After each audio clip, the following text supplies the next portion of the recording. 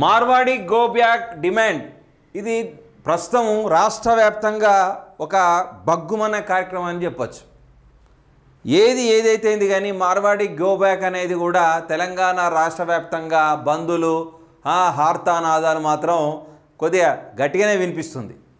వాస్తవంగా ఇక్కడ ఎవరు డాక్టర్ బి కేశవులు ఎండి చైర్మన్ తెలంగాణ మేధావుల సంఘం ఈయన తన అభిప్రాయాన్ని చెప్పడం అనేది జరిగింది. ఇక్కడ మనం మాట్లాడుకుంటే మార్వాడి గో బ్యాక్ అనేది ఇక్కడ ప్రధానంగా చాలా మట్టుకు తెలంగాణ రాష్ట్ర వ్యాప్తంగా చర్చించడం అనేది జరుగుతుంది. ఓకే, బాగానే ఉంది. పరిస్థితి ఏంది అంటే ఒకటి మనం ఆలోచించాలి, మన హైందవ ధర్మంలో వాళ్ళు కూడా ఒక భాగస్వాములే. వాళ్ళు రాజస్థాన్ తర్వాత గుజరాత్ ఆయా రాష్ట్రాల నుంచి తెలంగాణ ఆంధ్రప్రదేశ్ ప్రాంతాల్లో వాళ్ళు ఎక్కువగా వ్యాపారాలు అనేటివి వాళ్ళ వ్యాపార సంస్థలు అనేటివి కూడా విస్తరించడం అనేది జరిగింది. ఇంతవరకు ఓకే, అంతా బాగానే ఉంది, బాగా లేదని మనం అనడానికి ఆస్కారం లేదు. ప్రప్రథమంగా వాళ్ళు 1990 అంతకు ముందు నుంచి కూడా తెలంగాణ మరియు ఆంధ్ర పరిసర ప్రాంతాల్లో వాళ్ళు రావడం జరిగింది. అప్పటి నుంచి కూడా వాళ్ళ వ్యాపార సంస్థలు అనేటువంటి వృద్ధి చేసుకోవడం అనేది కూడా జరిగింది. అయితే ఇక్కడ ప్రధానంగా అప్పుడు మన తెలంగాణ ఆంధ్రప్రదేశ్లో కనుక వైశ్యాస్ కొమట్ల యొక్క వ్యాపారం అనేది చాలా ఎక్కువగా ఉండే. కొమట్ల వ్యాపారం ఎందుకు ఎక్కువగా ఉండే అంటే అక్కడ ప్రధానంగా కొమటలు వాళ్ళు చేసేటువంటి వ్యాపారంలో గ్రామాల్లో కానీ తాలూకా ప్రాంతాల్లో కానీ వాళ్ళు ఆ వ్యాపారంలో చేసుకున్నప్పుడు కొద్దిగా కరువు కాటకాలు వచ్చినప్పుడు స్థానికంగా ఉన్న ప్రజలకు ఎంతో కొంత ఇంట్రెస్ట్కు డబ్బులు ఇవ్వడం ఈ కార్యక్రమాలు వాళ్ళు చేసేవాళ్ళు. దానివల్ల వైశాస్కును గ్రామంలో ఉన్న ప్రజల మధ్యన పరస్పర ఆర్థిక లావాదేవీలు అనేటువంటివి ప్రశాంతంగా జరిగే పరిస్థితి ఉండే అప్పుడైతే. మరి వీళ్ళు వచ్చినాక మరి వాళ్ళ వ్యాపారం ఎందుకు దెబ్బతిన్నది, ఎట్లా దెబ్బతిన్నది అంటే కాలక్రమేణా ఏ విధంగా దెబ్బతిన్నది అంటే దెబ్బతినడం అనేది కాదు. ఇక్కడ మరి ఎందుకు మరి వైశ్యాసు వాళ్ళు ఇచ్చారు అంటే వాళ్ళు దాదాపు నిత్యావసర సరుకులపైనే వాళ్ళు ఎక్కువగా వ్యాపారం చేసేవాళ్ళు. వైశ్యాస్ అంతా కూడా వాళ్ళ వ్యాపారం అంతా కూడా ఒక తరాజు, ఆ తరాజులో కందిపప్పు బాట్లు ఈ విధమైనటువంటి వ్యాపారాన్ని మన వైశ్యాస్ కొమట్లు దాన్ని ఎక్కువగా ఇష్టపడి ఆ వ్యాపార రంగంలో వాళ్ళు నిష్ణార్థులుగా చేసేవారు. గ్రామంలో ఉన్నప్పుడు కొద్దిగా వాళ్ళకు గ్రామ ప్రజలకు ఏమన్నా ఎన్నో రకాలుగా ఇబ్బందులు కానీ ఏమన్నా ఎదురైనప్పుడు గోధుమలు కానీ బియ్యం కానీ అరువుగా ఇచ్చేవాళ్ళు, ఉద్దరగా ఇచ్చేవాళ్ళు. వాళ్ళ దగ్గర ఆర్థికంగా వాళ్ళు మెరుగైన తర్వాత వాళ్ళ దగ్గర తీసుకునేవాళ్ళు.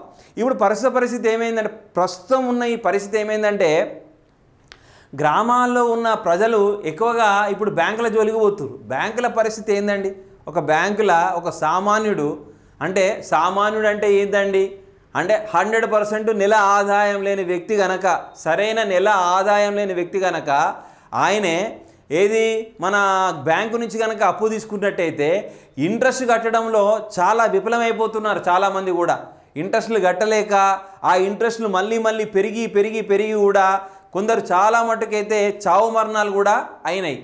ఒకప్పుడు వైశ్యాసు వీళ్ళకు ఏది అరువు ఉద్దరగానికి ఇవ్వడప్పుడు ఇటువంటివి కూడా జరగలేదు.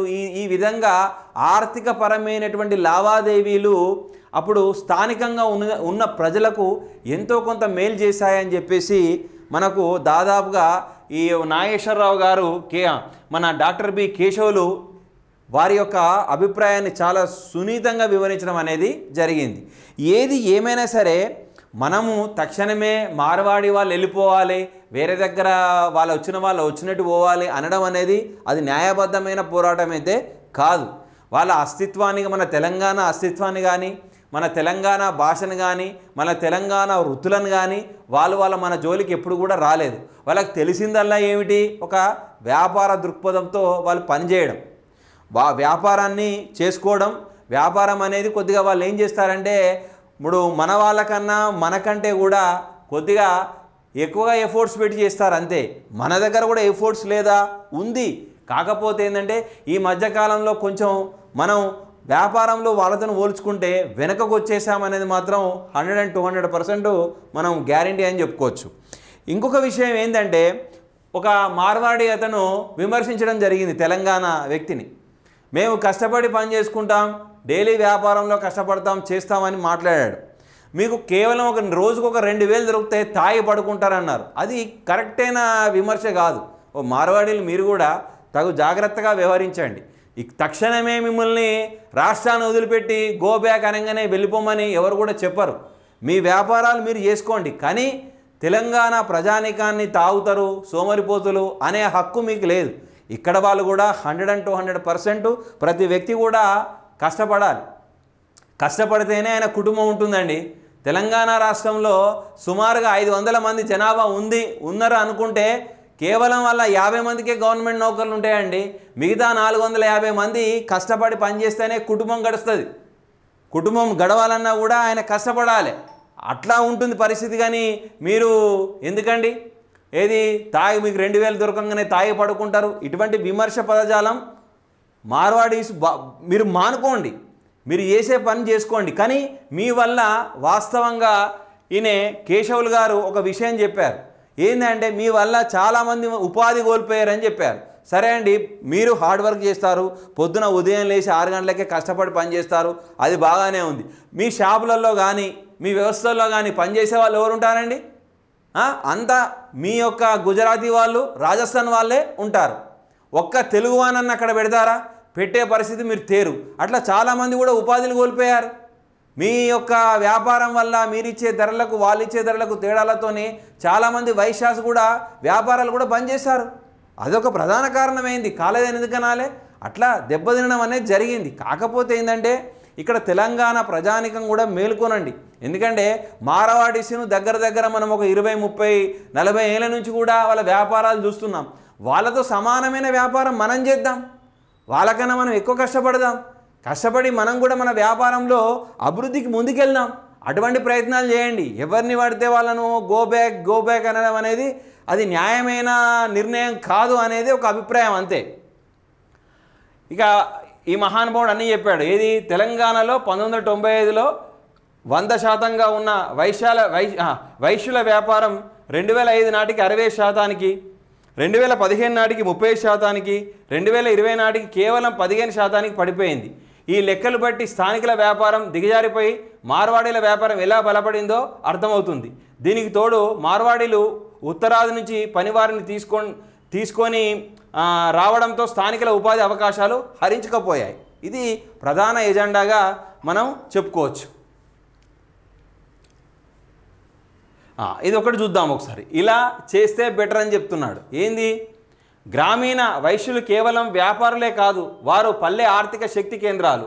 మార్వాడీల ఆధిపత్యం, ప్రభుత్వ నిర్లక్ష్యం, ఆధునిక మార్కెట్ పోటీ ఇవన్నీ కలిపి పల్లె వ్యాపారాన్ని కోలుకోలేనంతగా బలహీనపరిచారు. ఈ పరిణామ స్థితి మార్చుకోవడం కోసం ప్రభుత్వం, గ్రామీణ సమాజం కలిసి పనిచేస్తే పాత ఉజ్వల దశ తిరిగి వస్తుంది. ఇందుకోసం ముందుగా ప్రభుత్వం చొరవ చూపాలి.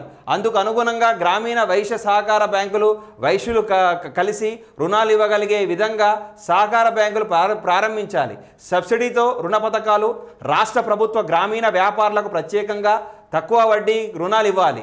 మార్వాడి వైశ్య భాగస్వాములకు నమూనా పోటీ కాకుండా భాగస్వామ్యం ఏర్పరచు. గ్రామీణ ఆర్థిక వ్యవస్థ ఊపిరి ధరించినప్పుడే తెలంగాణ మంచి ఆర్థిక భవిష్యత్తు ఉంటుందని ఆశిద్దాం. అంటే గ్రామాల్లో వైశ్యులకే సహకార బ్యాంకుల యొక్క రుణాలు ఇచ్చే అధికారాన్ని ఇవ్వాలి. ఎక్కడైతే గ్రామాల్లో కనుక ఆర్థిక భారం తగ్గితేనే రాష్ట్ర పురోగతి ముందుకు పోతుందని కూడా రాష్ట్ర ప్రభుత్వం అనేది భావించాలి. ఏది ఏమైనా కానీ కొంచెం మార్వాడీసు మీరు వ్యాపారం చేసుకోంగా వద్దంటలేరు, మీరు వ్యాపారాన్ని అభివృద్ధి చేసుకోంగా వద్దనట్లేదు. కానీ తెలంగాణ ప్రజానికాలను వాళ్ళని ఉద్దేశించి మాట్లాడేటప్పుడు కొంచెం జాగ్రత్తగా మాట్లాడండి. ఎవరండి తాగి పడుకునేది? ఇక్కడ తాగి ఎందుకు పండుకుంటారండి? తాగు పడుకుంటే కుటుంబాలు కానీ, పిల్లల ఫీజులు కానీ, ఇంటి అద్దెలు కానీ, రేషన్ సామానుకు సంబంధించిన పైసలు కానీ ఎక్కడి నుంచి వస్తాయండి? రావండి. కొంతమంది తాగి పండొచ్చు, కానీ తెలంగాణ ప్రజానికం అంతా కూడా తాగి పడుకోవడం అనేది అది జరిగే పని కాదు. మీరు విమర్శే ముందు జాగ్రత్తగా విమర్శించండి. ఏదైనా విమర్శ మీరు రావడం వల్ల వైశ్యాస్ యొక్క బిజినెస్లు 100-200% చాలా మటుకు తగ్గాయి. అది మీ హార్డ్ వర్క్ కావచ్చు, మీరు ధరలో వ్యత్యాసం కావచ్చు, వస్తువులో నాణ్యతలో తేడా కావచ్చు, మీరు చేసే వ్యాపార శైలి వేరే కావచ్చు, మీరు ఇచ్చే డెకరేషన్స్ కావచ్చు, అది మీ యొక్క వ్యాపార అభివృద్ధి కోసం మీరు చేసుకున్నారు. ఆ విషయంలో ఎవరం తప్పుపడట్లేదు. కాకపోతే మీరు విమర్శించే ముందు వాళ్ళ యొక్క మనోభావాలు దెబ్బతీయకుండా విమర్శిస్తే కొంచెం బాగుంటుంది.